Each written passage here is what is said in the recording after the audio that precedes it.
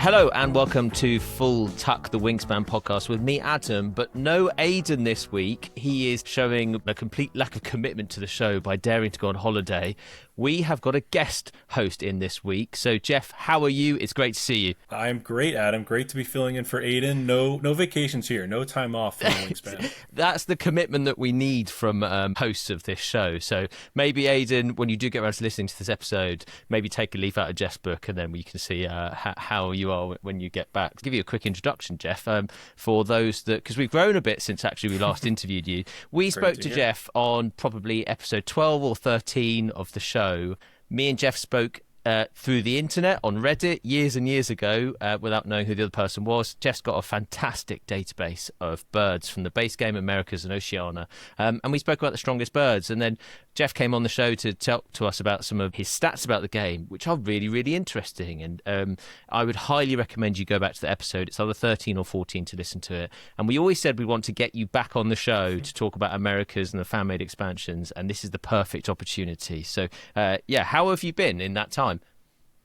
I've been good. Have some personal news. Expecting a baby girl in August. Oh, wow. Oh, congratulations. Yeah. So that's a fun news. And it was kind of the first time I came out, I think it was quickly after my wedding. I didn't bring it up then, but I'll show you some now. For our guests, we made all custom custom name cards for everybody and used all the images from the birds. So that was something I didn't share last time, but thought I'd want to share with you this time. Oh, that's really sweet. Okay, how did that go down at the wedding? Oh, it was great. So me and my wife always play this game all the time.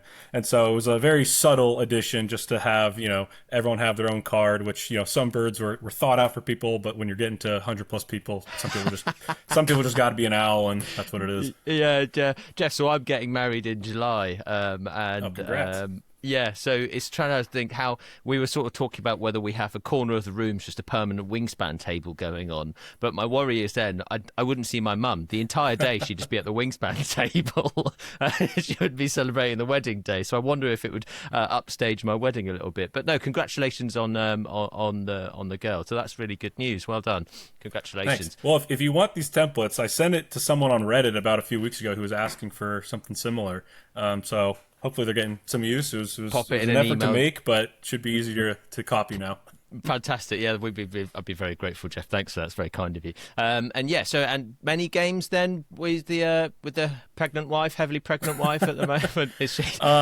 Before she got pregnant, more. So less since Americas came out, but still, tracking a few things. Haven't gotten a lot of data with the hummingbirds. A good amount with the fan packs. The fan packs got a lot of strong ones. So I think all the scores are on the up, especially with Americas, but even with the fan packs, just a lot of birds that are just, marginally better than a lot of existing ones. Yeah, I think what I'd be really interested to talk to you about, because I'm wary that me and Aidan often we could be in an echo chamber, because our views are very similar for most of these things. We get fantastic emails in from listeners, but it'd be great to hear someone else's opinion on maybe just fan packs and then Americas as separate things. How does that sound? Because the problem is they came so close together that they're kind of hard to differentiate in my head. So have you got anything you can enlighten us with the fan packs in general, or anything you want to mention? Like you said, they came out too close. It was like you couldn't fully appreciate the fan packs because they're already onto Americas and this whole new game mechanic. Fan packs, I mean, not many bad birds. A lot of the expansions, there's some top ones, some middles, and then there's some laggers you never want to play. The fan packs pretty much have all good ones, and I think that kind of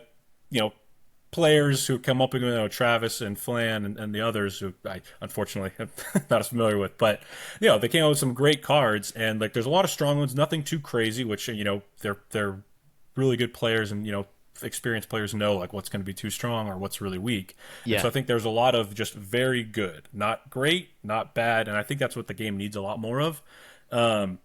I would say I think a couple things are a little overtuned, maybe a point too high on, some bonus card birds and like that, but nothing crazy. I think points are going to, scores are always coming up, so who cares? Might as well go, just go with it and make more playable birds and not more, instant instant discards for food. It's difficult, isn't it? Because when I've never made a fan pack, and I know many of these fan packs have been around for actually a long, long time before they've been actually formally released by Stonemaier. But I'm naturally going to want to make my birds quite powerful birds, and I'm not going to want to just put in a rubbish bird. I recognise lots of the fan packs, the people who made them actually are they are interested in bird watching outside of the game, and so they've managed what definitely comes through, and what it sounds like is that people are really proud how they managed to get the real life activities of the bird into the card. And so I appreciate that. And what would be nice is if we could have maybe a bit more time to actually delve into the fan packs. And maybe, one day we should get the fan packs creators on the show to talk to them about specifically their birds, because as you say, it's been overlooked because it was such a rush, wasn't it?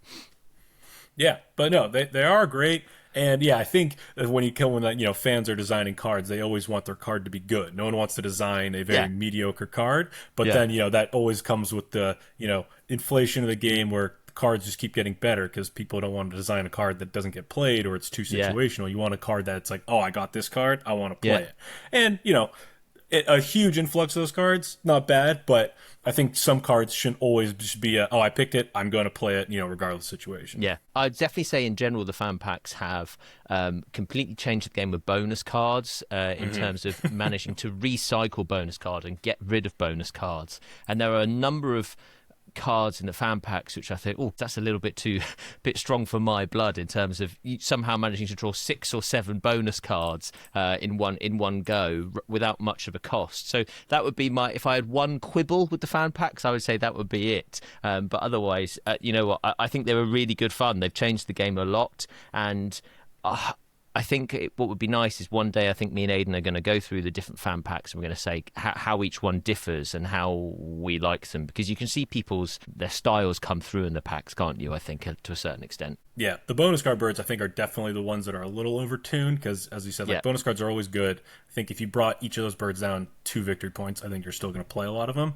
Yeah, and good point. As you said, per fan pack creator, I think New Zealand got away with 6 bonus cards out of 25 birds, and it's like, did it? All right, it was a little. I think I might be mistaken on the pack, but there's one pack that has way more, and the proportion of bonus cards goes up a % or 2 on the total birds after the fan pack. So I was like, I don't think we needed that many bonus card birds, but more endangered species protector. Okay, I didn't recognize that. I mean, I really liked the Asia. I mean, I like all the fan packs. The New Zealand ones, I don't know why. The birds of the New Zealand ones, I in general find much more appealing. I think they're quite fair, they're quite balanced, and also they're always interesting new powers, quirky new powers, and so I do value those ones quite a lot. But I mean, I'm still learning it. We've got 700 cards in the game now. I'm still going through the deck now and seeing birds that I think I've never seen before, or only seen once. And I can't remember the last time I saw, say, for example, the Atlantic puffin come through the deck that I currently play with. So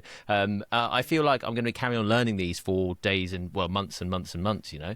Yeah, no, I agree. It's like when you're looking for a specific card, or it's just, I always like this card, and it might just be 20 games you never see it. So that's another thing I've been thinking about, of making a cold deck, trying to cut out about 200 cards. Okay, and keeping it still balanced. I've been trying to cut out keeping all the promos, all the fan packs, and most of America's the newer cards. But there's a lot of cards in the base game. Like a lot of the rolling dice outside the bird feeder predators. A lot of powers that are just pretty weak, and the migratory birds, which don't really see as much play. Spotted towhees of the world. Exactly. So a lot of the I initially thought about this. I was like, don't mess with the game. You're going to inflate points if you remove cards. But, points are already going a lot more up with Americas. So it's like, hey, I don't want to draw, a bunch of bad cards, and, reducing that, variability of you drew good cards, I didn't draw good cards. That's kind of the game. There's obviously going to be some randomness and wingspan. But so thinking of putting this cold together deck, and I'll send it to you if I ever get around to finishing it. But right now I've gotten it bound down to 500 cards, and keeps all the percentages of power types pretty similar. Wow. Okay, fine. And that's just so that you can actually you see more cards more often, and the dud cards. And you see with the newer cards more often too. It's like there's I'm tired of some, base game birds that I just immediately pick up. It's like some of the larks in the grasslands where it's like, pick it up. I don't want this card. No. I don't know how you play, but we play with the original, the tray that we got in the big box, so the Oceania tray. So it's quite deep, but now that there's 700 cards, the 3 stacks go well over the top of it. And so whenever I'm drawing cards, you can see the old cards and the new cards, because the old cards are so worn. They've got all sort of probably like the crisp from the crumbs from all the crisps we've been eating over the years when we played, all wrapped on the cards. You just always are picking from the pile, which is the freshest, cleanest cards. Oh, exactly. I do that exact same thing. When you look at the side, it's very much like brown, chunk of white, brown, and it's like, all right, those are old ones at the top. Don't want that. Yeah, and then you realise how bad you are at shuffling, because there's like a whole chunk of new, like 10, 20 new cards in a row there. So you just carry on drawing from there. So no, it's been like we've been so fortunate. It's been such a great era to be a fan of the game, and the game can keep coming back to the table again and again at the moment, because we're still learning about it. And so actually, if we pivot onto Americas, you were telling me beforehand you haven't played that many games, but I think that's probably because it's a harder game to get to the table now, isn't it? Yeah, it's a little bit longer, and normally when me and my wife would like sit down, we'd like easily play 2, maybe 3 games, and now it's just like one Americas, just a little bit more, extra thought every single turn, planning out a little bit more, which I don't mind, but it definitely just it's a lot more effort, it feels like, than just having the cards in your hand and taking your simple actions. Yeah, agreed. I mean, I think I must have played 20 or 25 games, I reckon, with it, and I'd say it's fully assimilated in my brain. And so going back to a non-Americas game felt quite strange. I did that over the weekend, actually, because I mentioned this on a show that came out a couple of weeks ago, actually. We had to check out of where we were staying in about 40 minutes, so we couldn't afford to do an Americas game, so we had to do without Americas. But the game felt empty then, surprisingly. It now felt strange that I just had to I had to activate the grasslands to get eggs, rather than do some funky hummingbird action where I trade it 2 or 3 times or something and back and forth. So as much as it is inflationary, it's more complicated. I think it's good for the game ultimately. I suppose I'm easy to please in that aspect, because I was a little bit cynical at the start, but I don't know. Where do you stand with it overall in terms of what it's done for the game? I still like it. I think it opens up a lot new strategies of work, but it becomes almost too easy to get resources, out of habitat. Yeah. And I think that's always like the problem you're trying to solve on the Oceania board, where it's like, hey, if I can get eggs in my forest, I'm golden. If I can get, eggs in forest or eggs in wetlands, or cards elsewhere, then it opens up other strategies and you can be really efficient. Now with the Americas, it's like, I don't even need that card. Like, I can just score points, get my eggs if there's a couple egg hummingbirds out, and just keep doing that. So I think if you have, those strategies of, if you say have a chipping sparrow in your forest, then I think the hummingbird even accelerates you faster, because then it's like, great, like you can now get additional eggs for those last columns. You can get food, or you can just be like, you know what, I don't even need that. I'm just gonna get points on repeat using the hummingbirds.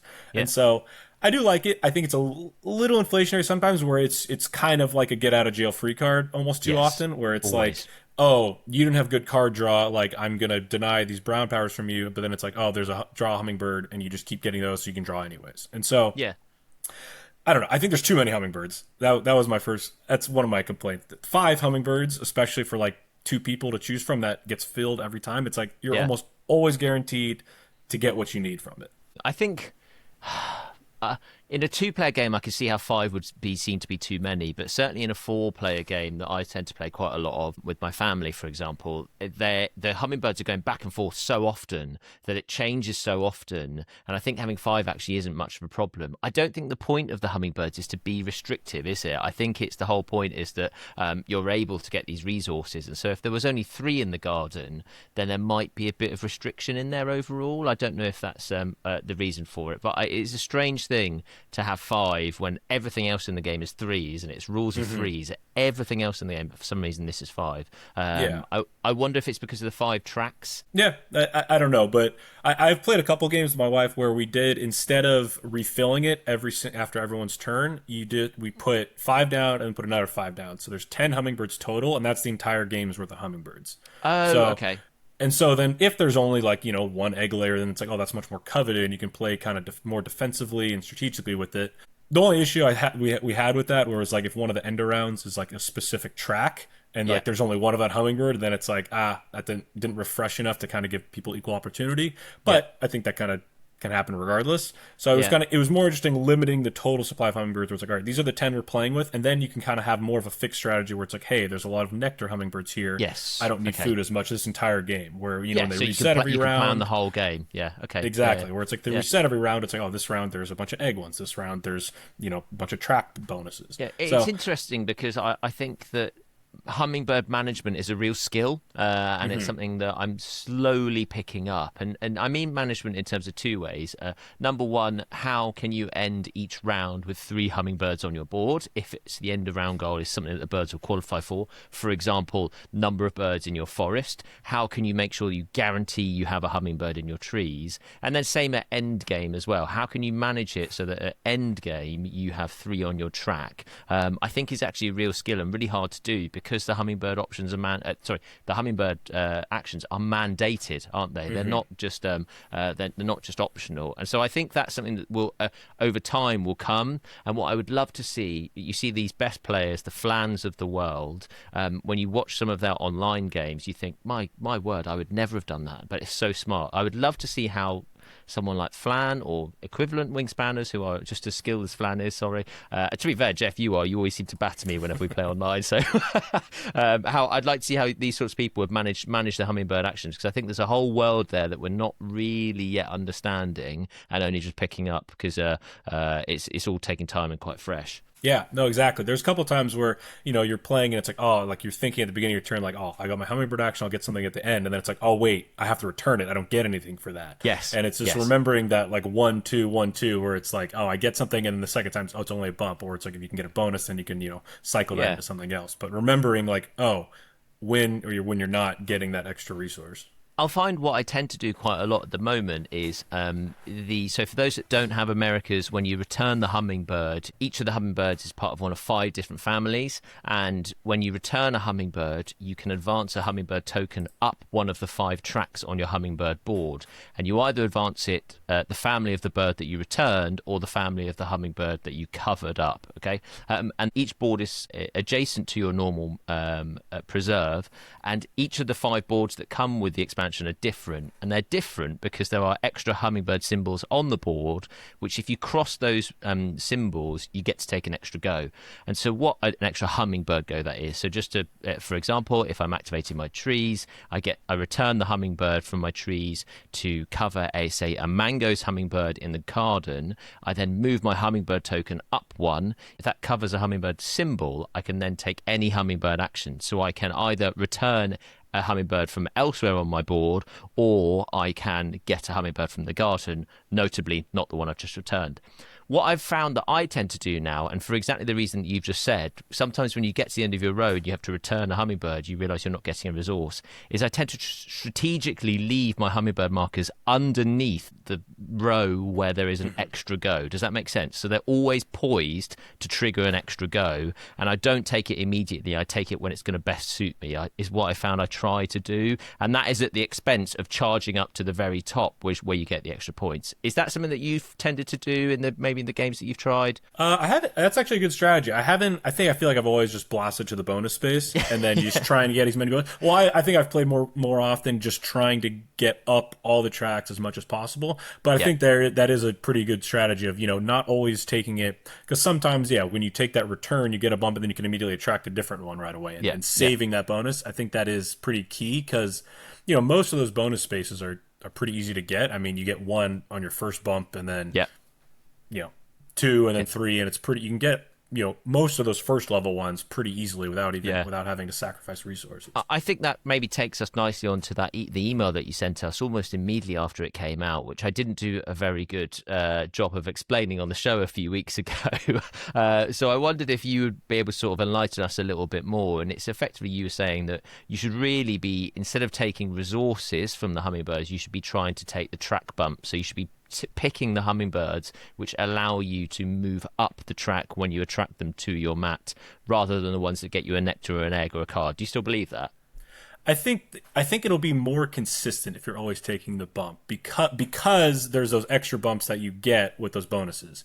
If you only take resources, right, you're going to be forced to return, which is going to be probably about 8 returns you're forced to do throughout the entire game. And so if you just take those 8 bumps off the bottom, like you're obviously going to go from the -3 to the 0, and then maybe a couple up there, but that's only going to be 1 point for each of those. If you just took bumps every single time, which is probably 11 returns and 12 attracts because you're getting additional bumps as you go up. You're probably going to get to the top of 2 tracks, the middle of another one, and at least the bonuses on the first 2. And so that's going to be 24 points on just the track. Where the other way, if you just go resources, you're going to get probably 9 to 10 extra resources, but only about 4 points. And so having to convert 9 resources into that difference of 20 points. Definitely feasible if you've got good cards like a Benelli or a Puffin or other bonus card birds. Yeah. But, you might not always have that. If you're just going for bumps immediately, then those are going to be probably worth at least 2 points each for each bump at the end of the game. That being said, that early egg or early card might be, worth it to just snowball. But I think if you're kind of set on resources, continuously taking the bumps might be better. Yeah. I agree with you in general as a tactic, and that's certainly what me and my family do whenever we play. If I could maybe just hold you hostage here for your predictions that you gave us at the same time. Happy if I read these out to you, Jeff, and you tell me what you think, whether you still agree with these. Because tell you what, you've got some great opinions, and Jeff, I strongly agree with them overall. So predictions, we've got 5 predictions coming up, dear listener. So get ready for these. Number 1, the Grasslands becomes more dead than ever as a reliable engine. Still agree. Grasslands are just tough because, right, you only need 1 egg to play a bird, but you'll probably need 2 or more food. So obviously building out your forest is just always going to be better. Yeah, no, I agree. And the other thing I've noticed is pretty much all of the new brown powers in the Americas expansion, which allow you to attract or return a hummingbird, the majority of them live in the trees. I'm pretty certain that is the case. I haven't done the details, but it's certainly less common to have one that lives in the grasslands or the wetlands, which allows you to catch a hummingbird action. I've noticed the majority are in the forest, which is a nice little play for me, which as a big forest fiend, that's the case. But I've just noticed there's a slight imbalance there. I don't know if that's because presumably most hummingbirds in real life do actually just live in forests or more woodland habitats. Next prediction from Jeff. Hummingbird brown powers will create crazy engines. I suppose I've completely just sort of, I've made your point for you there. Exactly. Cart before the horse there. Yeah. Sorry about that. But it's true though. I think they're the most versatile brown powers now because you can use it to get points or get resources. And I suppose the only issue with it is it can allow you to sort of, you could get distracted, I think. I don't know what you think about that, if they can slightly distract you. I don't know. So the very first game of Americas I played with my wife, we just used only America's cards just to have more of them. And I promptly got like 2, attract or return, X type of hummingbird immediately, and 1 in forest, 1 in wetlands. And by the end of the game, I think I got 169 points and was up the top of 3 tracks. And I just made it clear. I was like, hey, I'm just going to go for only bumps here. And, it snowballed really hard. But those hummingbird power, it's it's in theory, it's either a point at worst. Yeah. It's an egg, it's a card, or it's a resource. And having just that versatility of just, gain whatever you want, and having multiple of them is just so much. And so I think those powers are just immediately the best powers in the game. Yeah, fine. No, I would agree with this one. So what about this one? I don't think hummingbirds will catch on as a core mechanic. Similar to the duet board, I think people will enjoy the change while it's new, but the added playtime and facilitation of engines, I think, will detract people from sticking with it. So this is my I guess my hotter take of them. I still like it because it's new. But this is why I asked you in advance if you're happy for me to read these out on the show. Yeah, no, it's all good. It's not the hottest take. It's different. If you want a little bit more strategy in the game, it definitely just makes play longer. And especially if you're playing with a lot of people, I think it adds probably at least 10, probably 5 to 10 minutes per person. If you have an average friend group, well, average that's average friends. No, but I think it just adds time, and I think people like Wingspan because it's quick, it's snappy. It's like, hey, I'm gonna do this, boom, boom, boom, boom, and then it's like you get to the end of your turn, you're like, now I got this other thing to do, which is adds strategy. But I think sometimes people just like Wingspan because there is strategy, but it's quick, it's quick mechanics. And so, I compared it to the duet board because I think when the duet board first came, I was like, oh, this is cool. You got to do this and do this. But then as you kind of played a few more rounds, you're like, this is just like an annoying thing off to the side. Yeah. I didn't really. I guess that kind of changed the end around goals, which made it a little bit worse and a little bit more repetitive because it didn't have much variance. Yeah. But I don't know. For me, I think I prefer it without the hummingbird mechanic. Interesting. But I'm 50-50. We get a lot of emails at the moment about people saying how they slightly changed the hummingbirds, slightly changed the rules. And so you telling me there that you lay 10 out in front of you and don't replenish it is another new way of doing it. And I think that's the fourth or fifth different way of people playing it. And we mentioned it actually in an episode that hasn't been released at the time of recording, but you'll hear it in a week or two, Jeff, about some different means of people playing. I think it's interesting to see that actually so many people have found a different way to play it, and so clearly you might be right, it's not going to catch on much like sort of Oceania did, which is for me a shame. I really have enjoyed the hummingbirds, but we'll have to see. Got to agree on your prediction number 4, right? Prediction number 4. The blue-footed booby is the new worst card in the entire game. Open brackets, sideways birds don't count since they had a purpose initially. Fully stand by this one. So the blue-footed booby, which now I gotta remember exactly what it's a pink power, and it's when hold on, I gotta pull up good old win search here. I've got it. Once between turns, when another player takes the lay eggs action, tuck 1 from your hand behind this bird. And then the big old 0 points that it's worth. And so, I mean, so this card, right, it's a pink power, so you want to play it early. But then it's a 0 point bird, and it goes in blue. And then its power requires you to constantly have cards in hand that you're not going to have an excess of, because you have to play this card early in your wetlands. So you're not going to just get free cards. And then you have to tuck it from your hand. So it's like the horned lark. At least that's worth 5 points, though.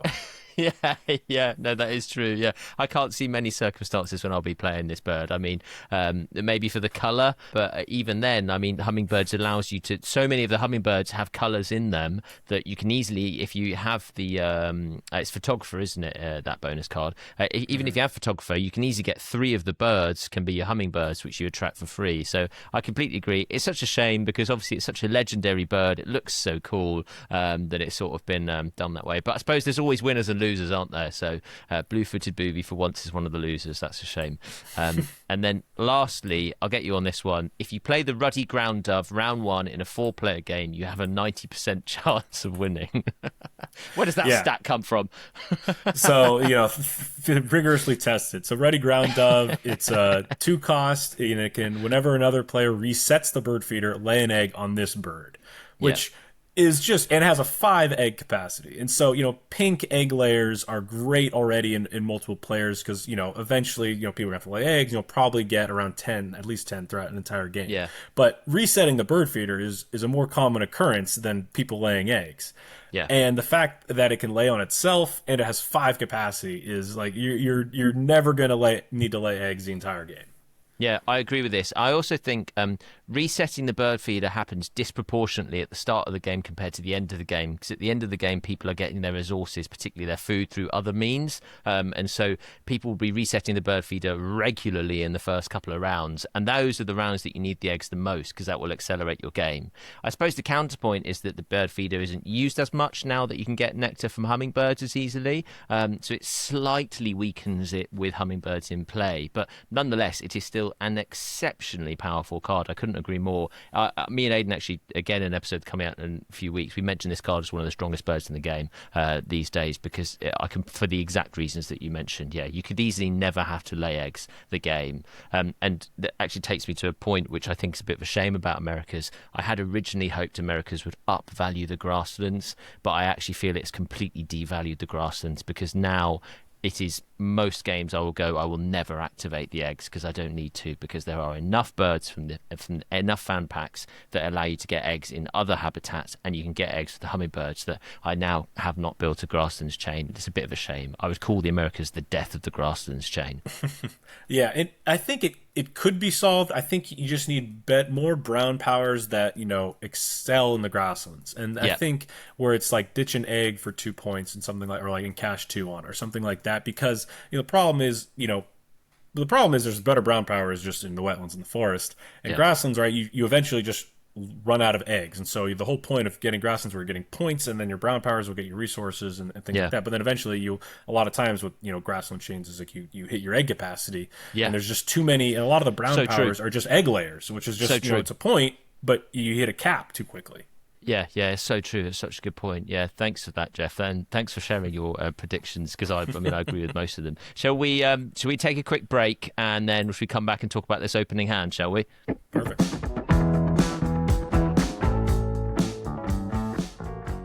Welcome back to Full Tuck, the Wingspan podcast, with special guest host Jeff, who is filling in for Aidan on holiday this week. Right, so we're going to get on with our opening hand this week.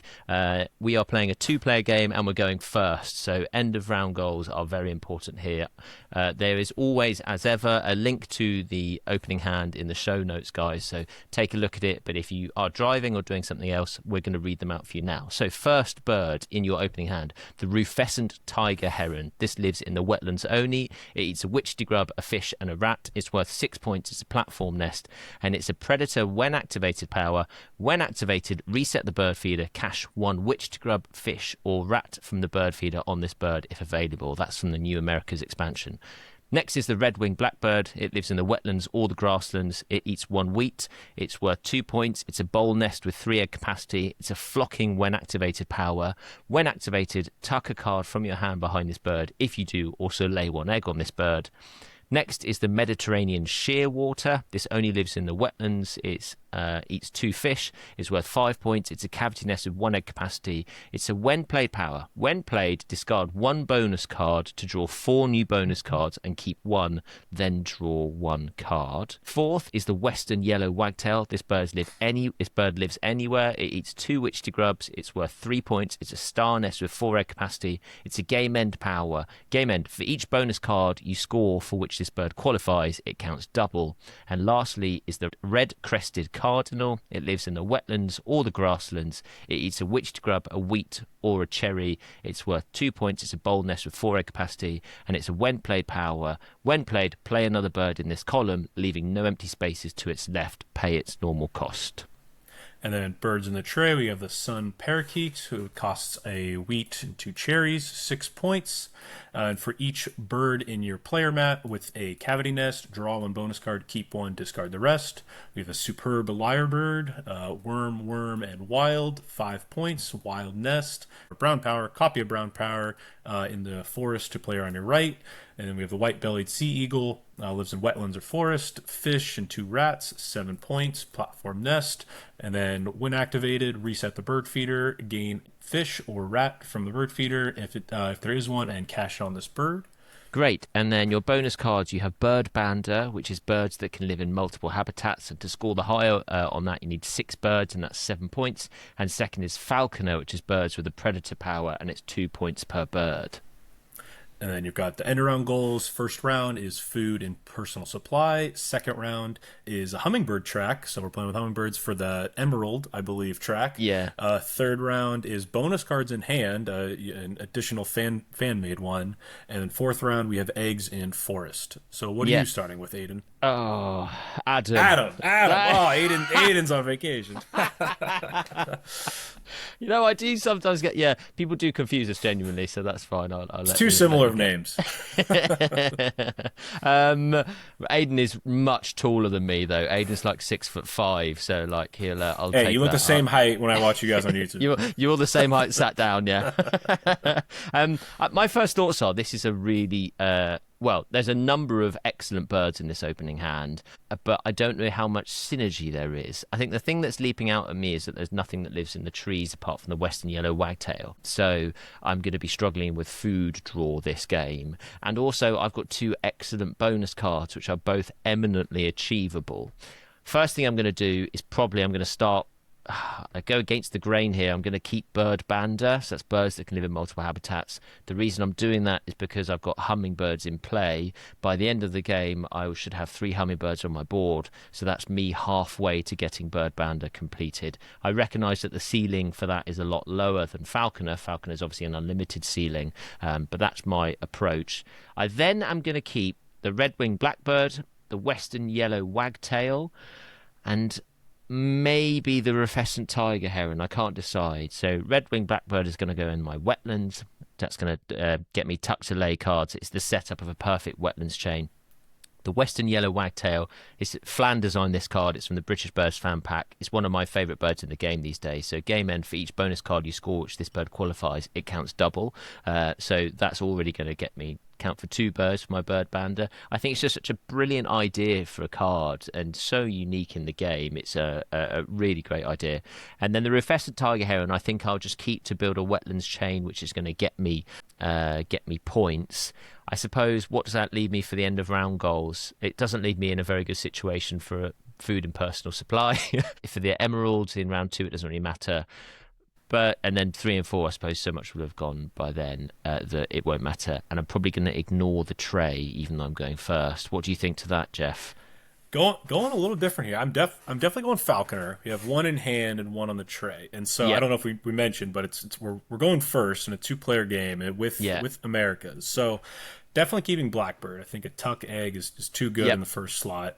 But I think I'm just going Blackbird and the Tiger Heron and ditching the rest, just mainly because the Wagtail isn't going to count for the Predator bonus card I've been intending.